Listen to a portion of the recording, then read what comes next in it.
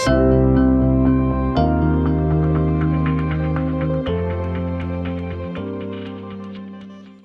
welcome to Culture Couch Live. Jared, Carly, Warren, how are you all this week?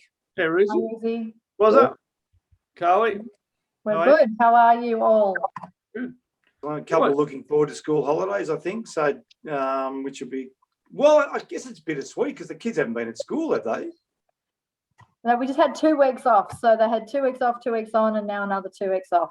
Do you get paid teachers' leave on the basis that you've been teaching? I don't know, do I? That'd be amazing. I tell you what, we all should respect teachers way more after the last 12 months. I guarantee that. Yeah. What an amazing job. Shout out to all the teachers. What an amazing job they do. And, it's been tough. So well done to all the teachers that are listening. Guys, we're going to delve in. This week I've got a question. I'm not going to read the question verbatim. I'll just sort of frame the question. It's Graham, who's the CEO. Graham said he read a book recently and he said 96% of CEOs believe that culture was the most important aspect of the business, yet 74% of those same CEOs deferred to strategy. It's a really, really interesting stat, and it's a great question from Graham. So maybe, Carly, I'll throw it to you. Why do you think, and Graham actually said in the same question that he's actually in that 74%. He said he defers to strategy even though he knows culture is most important, and actually really good of Graham. He said, why do I do it? As in, why does Graham do it? So to Graham, he's very similar to a lot of CEOs we work with. But why do you think it is, Carly, that they know it, but they always defer to the strategic part of the business? I think probably because a lot of people believe that culture is intangible. So, in our sessions and part of our workshops is that really bringing to life the fact that culture is a behaviour, and that means that culture is something that you do. Whereas I think the philosophical thinking around culture is that it's a vibe and it's part of the way we work, and it's not necessarily something that's really tangible. And I think that's why it becomes quite difficult, because if you don't know how you're doing it, then it's really hard to know how to improve it. And I think that's probably the biggest thing. And I know in my previous roles it's been the same. When you're in a good culture, you know that you've got good people, you know that it feels like you've got a good team, and you know that it feels like you're going in the right direction. But I don't think, and definitely for me in that role, I definitely didn't know what that last 5 to 10% of the magic was to make sure that we continued that good culture and reinforce that good culture. And I think that's what makes it really difficult, is that part about it that's really intangible. Yeah, it's a really good point, isn't it? I think Murph, it's quite there's sort of a light bulb moment, isn't it, when we go into a workshop and people suddenly go, okay, you mean we can actually define our culture and we can shape our culture? So it's a really good point that Carly made, isn't it, Murph? It's almost the aha moment, isn't it, where they say, okay, now I get it. Yeah, I think I was chatting with I was chatting with a rugby union player from the UK earlier in the week, and he's been a captain of one of the most successful sides, a captain of an international team. So he knows culture and he knows high performance. But he reached out to me because he didn't know how to implement it. He said, I understand what it feels like and what it looks like when it's good or when it's bad, but is there a process that I can put in place that will actually help me build the culture that I want? And so, we spent the next hour or so just discussing the steps that he needs to do to put it into place to make it sustainable, to get it to the level you want. So I think the first thing as leaders is that if we understand that, as Carly says, it is like strategy. You need to have a very clear plan around how you are going to implement the best culture possible. And then you just got to stick to it. And I think understanding what it is, having a really clear plan, but then sticking to it is like the hard bit. I don't know, was you're a CEO, but it's easy to set the rules, but gee, it can be bloody hard to be able to get people on the same boat and all in the same direction In some ways, that's the hard bit. But I think fundamentally, a lot of leaders, they come up because they're technically very good, and so they get thrust into leadership positions where they're now managing, big groups of people or even companies of people, and they haven't had the opportunity to really sit back and develop that skill set. So yeah, there is a way to do it, to take the chance out of culture, I guess, is, it's the logo. So our logo. So yeah. And you've been a CEO now for a while. What did you think culture was? I mean, what's your mindset around it now compared to what it was perhaps when you first started as a CEO at Market One? I think at Market One, and most business leaders, it's about the parties, the perks, and the soft drink fridge, and going and making sure that Friday night you're going off and having beers at the pub, and that becomes almost like a blokey style way of dealing, footy club style way of dealing with it. That's the innate culture that you grow up. Well, I grew up with as a male in Australia, and I just didn't understand it. I thought obviously strategy was everything, and I just kept blaming the modern day person for not turning up every day and caring. And I think I've had the luxury of having the Performance by Design program bestowed on me, and I went through the evolution and realised that actually culture is the most important thing. And the best part for me was moving out of Market One and actually getting to Many Farm Labs. I was actually able to build this company based on culture. And I'd say this to everyone all the time, this is the best team I've ever worked with. Like for the Many Farm Labs team who watch these videos, they know it too. Our ability to our friendship, our connections, but most importantly, our ability to deal and work through challenges in the moment and solve problems in the moment and address key issues without things being personal attacks, and the camaraderie that we have as a group is just insane. But so I now know it firsthand, and from there on in the future, even the team members who work with me in their next companies, they'll be able to take that learning with them because they understand it themselves.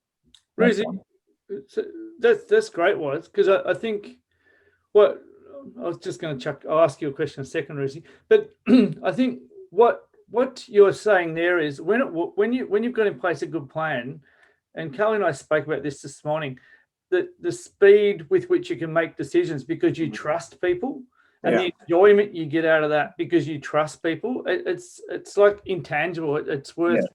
Well, in fact, that they say that having a really negative person in your group diminishes your culture by up to 45%, and affects the behavior of the leaders even. So, I guess that's another question almost. What is the cost of not dealing with your culture? I think if you've got the right culture in place, what we do find, and there's so many examples now that the ones who aren't the appropriate people in the organisation opt out. Like they don't come on the journey. They don't, and it's clear because they're difficult to deal with. They don't understand what you're doing, and they just find it easier to go somewhere else and then go to the organisations that don't hold people accountable and don't work through things in that sort of manner. And that's wonderful outcome of it too. So, Ruzi, because you tell us you were a great player. I can't remember. I don't think anyone is old enough to remember you playing. But so you probably played in good teams, and then you became a coach. Like, how did you manage it? Like, was it clear to you from a player that this is what I have to do, or did you have to learn? How did that work? Yeah, it was interesting because, like, probably similar to corporation. I mean, we had a number of people coming over my 13 years at Fitzroy and 4 years at Sydney, with butcher paper and writing stuff up and doing these sort of one-day workshops and all that stuff. And whilst I enjoyed them, there was sort of something missing. And I remember when I finished playing, I probably had then a period of time where I could really think through it. And perhaps to your point, Murph, initially, a lot of times leaders don't have that period, where they just jump into a role. So I sort of had 3 years where I started to think, well, if I became a coach, what would it look like? I think there's this thing called culture. We had a really good culture at Fitzroy, but I'm not actually sure how to actually do it. And it probably wasn't till I saw firsthand our system in play that you realised, okay, now we can take the chance out of culture. Now, if we put a framework in place of how we're going to behave, then we either act our way into the system or act our way out. But if we're not sure what the system is, and fundamentally, that's the problem. We're actually, that, in my view, the problem why CEOs divert to strategy is because they're just not sure what the framework is that they can put in place. And probably hand over to you now, Carly. What with our framework, I guess, has been the most appealing or the simplest or whatever, because I think that was the aha moment for me. Okay, yeah, that makes sense. Now we can put a framework in place, and it's certainly evolved since I started Murph in 2003. It's evolved, but that was the moment for me, Carly. What, coming into our business now over a couple of months, what's been the big thing for you? Well, I think for me is the accountability back to the behaviours. So, you know, I know that I value people who talk directly. I know that I value people I can trust. I know what I value, but I think it's linking it back to the accountability of the group. Yeah. So, you know, if we have a meeting and then I see someone after the meeting go and start gossiping about it, you would normally go, oh, that's pretty rubbish, but, you know, whereas now I would be like, hang on a second, our values are that, you know, whatever we do, and we don't talk about people behind their back. If we're going to have a conversation, we have it in the room. So it's that link to the accountability to actually call someone out and actually say something so that, one, they know that that's not how we behave and that's not acceptable, but also so as a leader, the rest of the group see you role modeling that behavior. And that's a really important thing. And I think the person who asked the question, that's why it always has to start at the top with culture, because it's about the role model, and it's about, if everyone's role modeling the same behavior, then that's the way everyone else starts to behave. And it's not until everyone's bought into that that you start to get that, you know, the culture really moving in the right direction. And so that's the real talk part of our program, and that's why it's so important, because as soon as you say real talk in a session, everyone goes, ooh, that's frightening and I'm a bit scared of that. And that's because it's natural to say that. But that's what we say, you know, and that's what Jared says a lot, is that we want it to become a little and often, and we want it to become a conversation, not a negative conversation or a difficult conversation.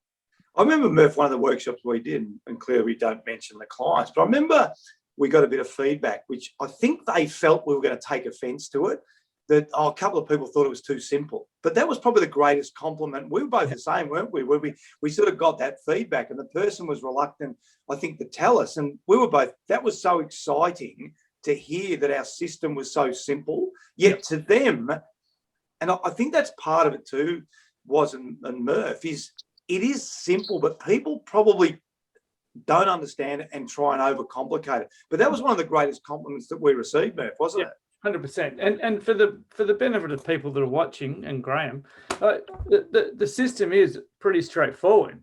You know, get a clear purpose, get clear values, get clear behaviours, build strong relationships, understand yourself and each other, and then have honest conversations in and around that.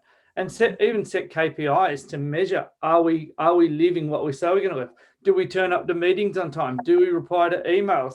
Do we get that project completed when we said we were going to, or did we check in if we weren't? Like that is the system, quite simply. Now it's easy for us to sit here and talk about it in dot points. The truth is, it's much harder to, number one, implement it and make it consistent. But you're right, it is not hard. It is not hard. People are looking for the silver bullet far too often.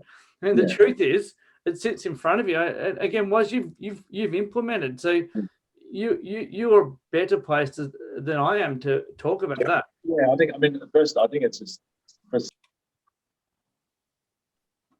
so Jez's point, I think, first off, it's the consistency of continually doing it. But for some people, it's not easy to go into a room and build the relationships, have those levels of communication. And so in some instances, for some profiles, it's awkward. And also there is that concern or the anxiety around this thing called real talk, that, you know, HR departments are allergic to some respect, because they're worried about like the communication between these groups of people if not done in the right framework that can cause problems. But foundationally, it's not about going into the room and actually having negative conversations. A lot of times you're actually using it to praise people, to actually get outcomes and build relationships. And that's the lion's share of it. Like the relationships that Medical Much with me and my team now, it's great because we're constantly praising each other for stuff that's going well. And yes, in the early days when you're working through some of the challenges, you are ironing out bugs, but in the end, once you get it right, it's amazing.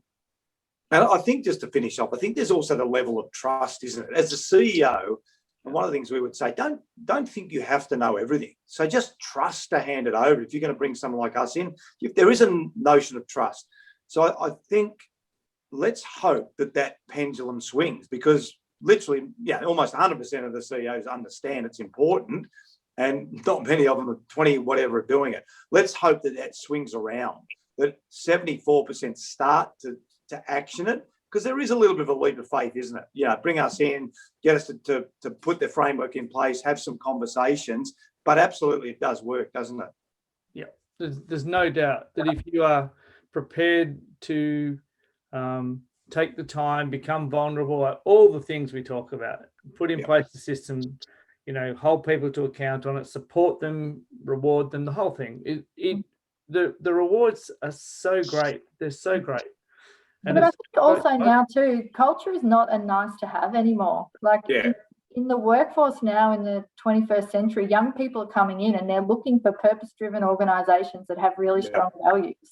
So it's almost now something that you need to invest in to stay ahead of the game. And I think that's the other thing too, is it's becoming so much more important that it's worth that investment, the results that we see blow us away. It's absolutely worth it at the end of the day. Yeah, absolutely. I think we've all been where Graham's been, haven't we? We've all been there where we're not really sure what it is. So we sort of can either hold back, or Graham, our message is just launch into it. Launch into your culture, get the framework, and if you need some help, we're happy to help you. But great conversation, guys. Thanks a lot. And have a great week, guys. So Carly, Jez, I know. I'm off to Tassie to see the Mighty Roos take on the Giants. Oh, nice. Not the Giants, the Gold Coast Suns. Gold Coast Suns, and Carly and Woz are on holidays with the kids running around and having a good time. We're getting ready for school holidays. Yeah. They're getting ready for school holidays. Where you, Mark? All right. Well, We'll see you next time on the Culture Couch live. Bye, guys.